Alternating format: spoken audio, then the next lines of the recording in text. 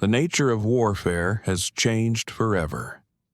In the last few years, we learned a brutal truth.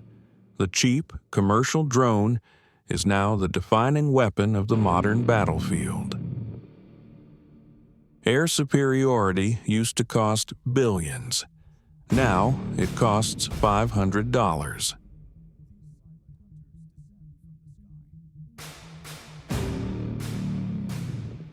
We have democratized the hardware, but we are failing at the control. Right now, the standard operating procedure is archaic. This is the joystick bottleneck. It requires a 1-to-1 ratio.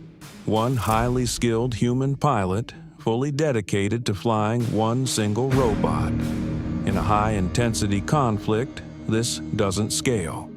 If you need 50 drones in the air to secure a perimeter, you cannot spare 50 soldiers to fly them.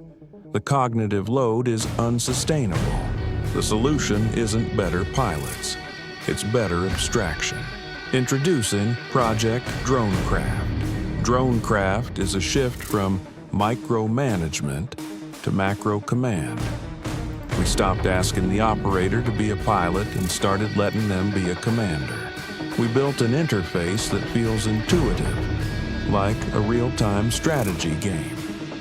You select a squad. You click a target. The software handles the rest. Now, this might look like a video game, but it is not a simulation. This is a weapon system. Under the hood is a robust, multi-threaded Python backend that speaks Mavlink, the industry-standard language used by military and commercial defense drones globally.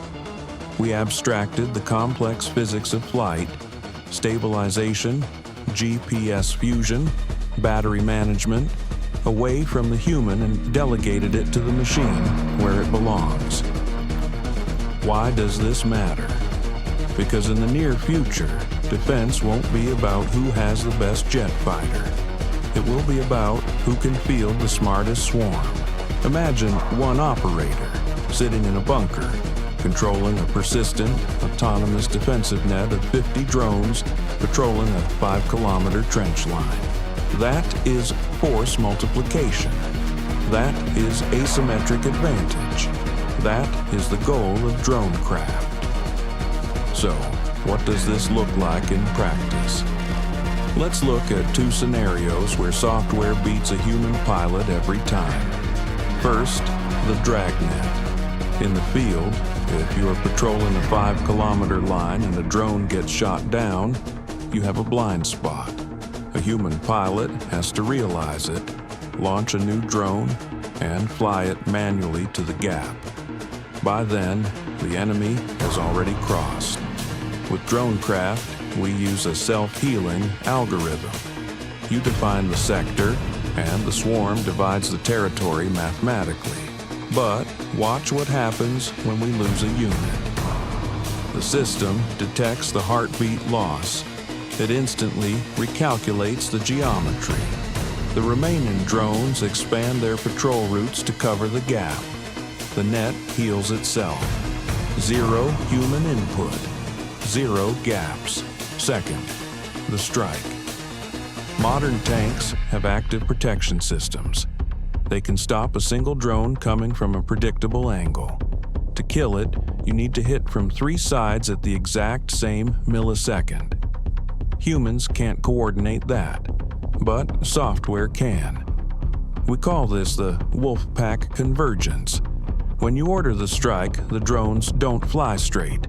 They calculate individual flight times based on wind and distance. They loiter, they wait, and they synchronize. At the precise timestamp, they dive. The enemy defense system is overwhelmed. 3 cheap drones become one unstoppable missile. This is not just a game. This is the future of asymmetric defense. We are building the tools to let one operator do the work of a platoon. The hardware is already here. It's time to upgrade the intelligence. We aren't just building a weapon system. We are building the operating system for the physical world. We have broken the 1-to-1 barrier. The limit is no longer human attention. The limit is now only your imagination. This is the beginning of the swarm paradigm. Welcome to Dronecraft.